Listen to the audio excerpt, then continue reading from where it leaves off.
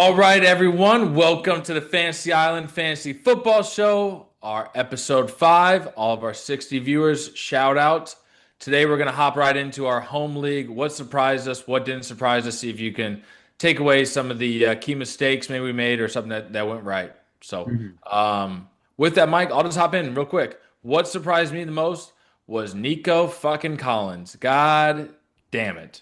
I nominated Nico with the second overall nomination. Mike had the first, he'll go into his, but I had the second nomination, nominated Nico Collins, was hoping to get him. Honestly, I was hoping to sneak one in, get him in the 40s. I don't even care if it's 49. I was willing to pay maybe 55 for him. He went for $67. We're Insane. in a one quarterback, two wide receiver. You have a flex spot, which is a running back, wide receiver, or tight end if you want.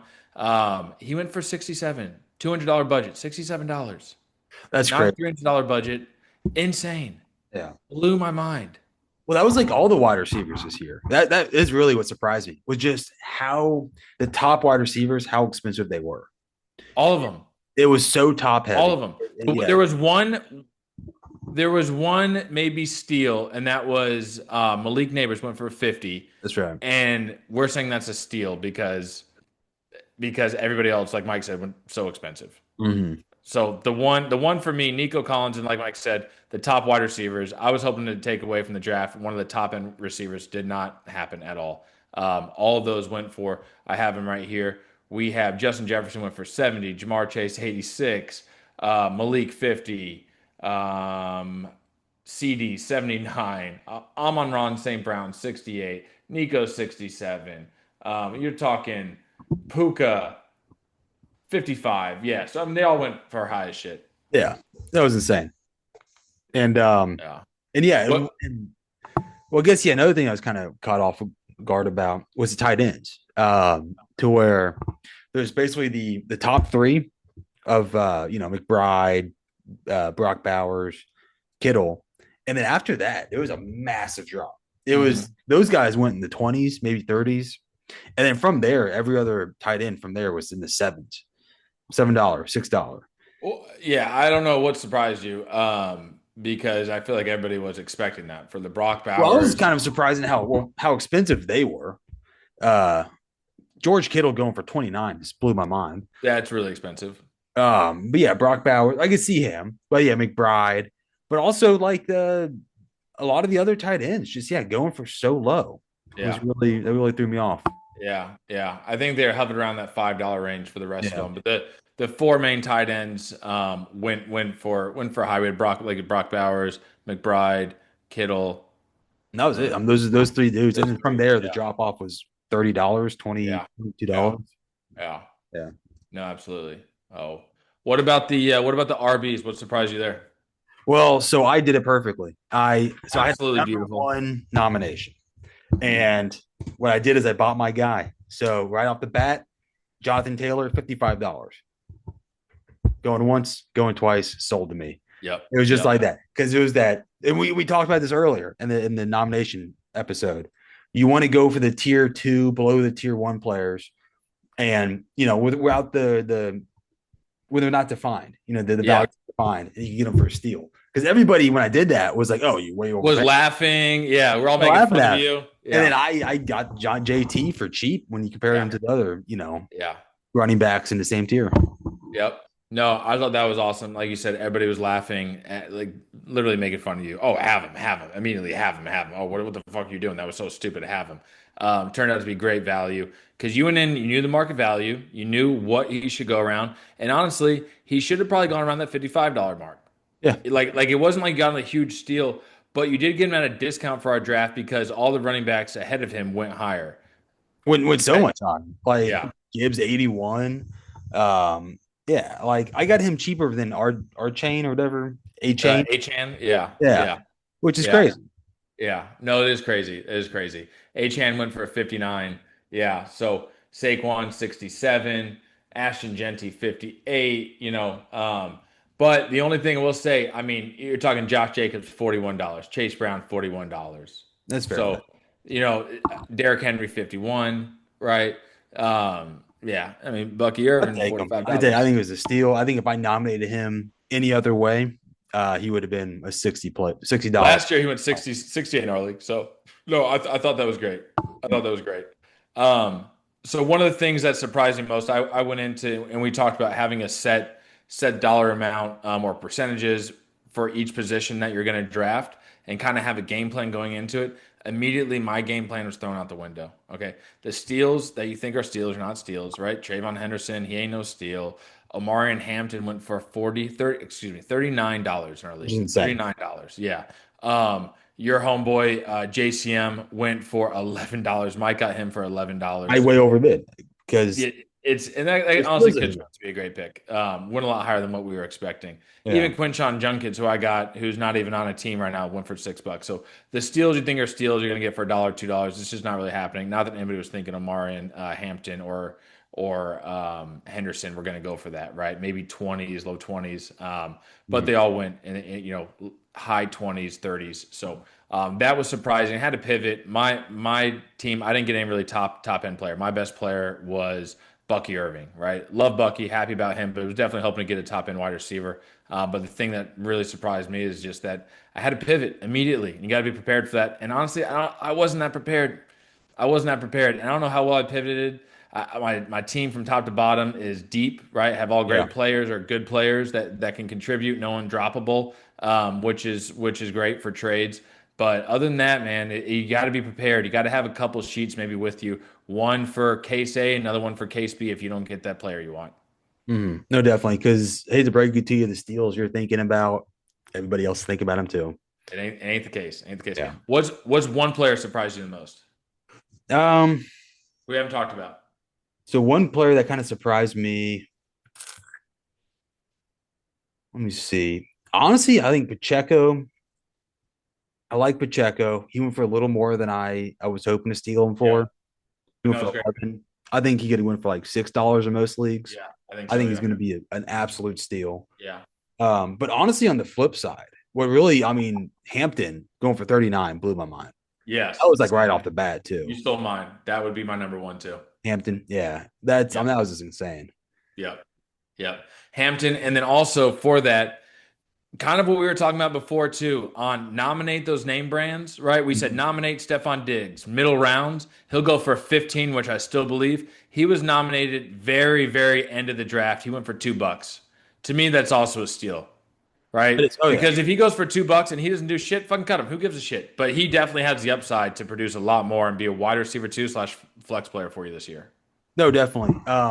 Yeah, so that's kind of where I messed up, honestly, in this draft was, in our nomination video, I talk about in the mid to late rounds, you nominate players you don't want.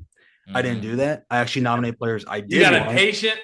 I got impatient. I wanted to end it. The draft was like 4 hours long. I was ready for my guys. And I lost out on every single player I wanted and I nominated in those rounds. Yeah. It was terrible. But that's a perfect dig situation, as you were saying. Oh, beautiful. Yeah. Should have been. And because it's a grind. You got to be able to fucking wear out your opponents. Mike wasn't able to, right? You got to be able to. You got to be able to withstand that. It's long, right? It's tedious. Some of the people are nominating and bidding. You don't give a shit about, right? You pick after pick, nominee after nominee. You got to be able to withstand that shit. My best nominee, in my opinion, we talked about whoever has Christian McCaffrey. All right, nominate Isaiah Grendo, right? Right before our draft was that trade for Brian Robinson. I think it was the day before. I nominated Brian Robinson to basically take a shot directly at Mike because he had Christian McCaffrey. All right. Overbid for him. Yeah. Yeah. Brian Robinson would have gone for later rounds, $1, $2. Who the fuck wants Brian Robinson, right? Only you, because you have Chris McCaffrey. Yeah. I lost out on a bidding war for Brian Robinson. War. It went to $8. I'm like, dude, you can have him. He is yours. But you said 7. So I said 7. I had the most. I was not willing to say 7. You can have him. He is yours. All you want. You said 7, and you wanted him. When the bidding went above $3, I was blown away. And at that point, my pride kind of got into it. That's what it got to 7. But once he said 8, I kind of got bailed out. And I was like, dude. Because it was a guy named Ben. It was direct shots at you. He was like, Chris McCaffrey is fucking getting hurt, and I'm going to have his handcuff. Yeah, but he's going to watch all season as CMC does his thing. Chills on his bench. Yeah, that's right. I tend to agree with you. Oh, That was one that really worked out for me, and I agree with Mike. At the end, you really got to stick to your guns. Nominate those players you don't want, right? Unless you're literally at the dollar. If you're at the dollar bids, right, and everyone is, then not you have to nominate who you want at that point, right? But if you have some money to spend and you just want to throw people out just to take up roster spots on other people's boards, right? Then do that. Get them to spend, get them to fill another receiver in their spot or another running back, whatever the case is. Don't nominate who you want. Like Mike said, it's just going to go for more than what you want to Yeah. spend. Now, one thing I did do is in the mid rounds, once I lost out on enough of my guys, I got a great strategy that I used. And it was, I noticed that Jalen Hurts wasn't nominated yet. He was still available. And I didn't need him because I already had Bo Nix. I already had my quarterback. So I asked a nice little innocent question to the room. Hey, is Jalen Hurts been nominated? I have him still available on my list. And sure enough, people are like, no, he's available. He's available. Well, the next person who nominated Jalen Hurts, even for $22, which is 22 less dollars down in the room. So yeah, I love that strategy. No, it's good. Well, Yeah, and not even the fact is 22 less out of the room. It was if he just hung around and no one nominated him, he was going to go for $10. yeah. Like people weren't going to have money to spend. Mm-hmm. But you said that at the right time where there was two people, me and another guy included, where had money to spend, so we were bidding against them. And then I'm just not that high on quarterbacks. I just want to get somebody in the whatever, Kyler Murray for $5 like I did Yeah. instead. But no, that was great. So I think a couple of takeaways here are one, when you're going to nominate early in that first round and you want to go for that tier two, the top of that tier two, I would target running backs instead of receivers, Yes. just based off of our draft and some of the mocks done lately or recently. I would target running backs for that. I think the wide receivers are going to go pretty high. Mm-hmm. Two, those middle rounds, get some of those names out there, get some of those handcuffs out there, get some of those people that they're going to go for $2 at the later rounds. Get some of those names out there and have people overspend on them. I think that'll really, really be worth it for you in the long run. And then at the end of the draft, like Mike said, throw nominees out there who you don't want. Wait for people to nominate the players that you do want, then go after them. Because if your max budget, if your max bid is $9, okay, and you're nominating fucking Tyrone Tracy, he could very well go for that. Okay, but if you're waiting and you're just throwing out people's names, you're taking up those spots and on the other players' boards, right? They're blowing their money. Not even blowing. Maybe they're probably getting quality players. It's fine. But then wait for Tracy to come back around where they don't have the money to spend, and you do, and you can get him maybe for $4, right? I think I got him for 6 actually. Excuse me. So, yeah, no, those are definitely some of the key takeaways. But in those middle rounds, you have to be able to notice when the buying time is, and then nominate the players that you want and go after them and get them too. It's not just hey, nominate everybody you don't want. You have to be able to identify that. Yeah, no, definitely. And one of the big mistakes I made was in the later rounds. It was actually against you twice, where I kind of lost track of how much bidding power I had. Yeah, your And max budget. Your my max max bid. budget, exactly. Yeah, so I lost out on Judkins and Rashi Rice to you.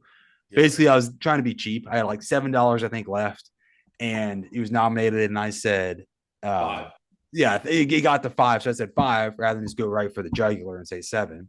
Mm-hmm. But he said five, you said six, and Your I had max bid lost that. was 6. My max Yeah. bid was six. You're right. My max bid was Yeah, six. you had a budget of 7, max bid 6. Yeah, it happened twice. And Yeah. so it happened twice. So I lost out on both of them. Whereas had I got one of them, I would be in a much better position. Yeah. So if I had, just stay aware of that, stay conscious of how much your max bid is. Don't be left with your dick in your hand. Yeah. Like Mike was. So Like I was twice. don't do that twice. So I was never left with my dick in my hand. So I guess I can't relate. But Don't bring a black light in that room. what's that? Don't bring a black light in that room. Don't do it. Great joke. Burn everywhere. Yeah. All right, anyway, Oh, all right. Cool. Well, I think that's what I had for y'all today. Mike, you have anything?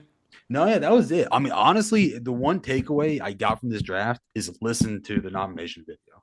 Because the Mhm. one area where I started falling apart was when I stopped listening and I started Yeah, straight up. guys I wanted, and it went wrong. So yeah, It's just fair. honestly, we were right. Listen to the video. Just stick with it. Don't let the impatience get to you. Keep your head. Yep. Do as we preach, not as we do. That's right. There we go. Yeah. Something like that, right? Because that video, honestly, if you did what we said there, you would be sitting pretty, having a great draft. If you actually did what we did during the draft, maybe not so much. Although I'm not too upset about my team. So, No. anyways, all right. Well, until next time, we will see you guys. Appreciate you, Mike. See y'all. See ya.